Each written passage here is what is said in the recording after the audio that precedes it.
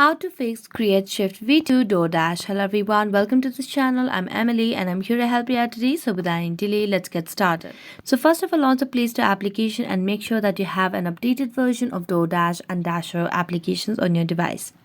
So as you can see, there is no option of update over here beside Doordash application. So let's check on Dasher as well.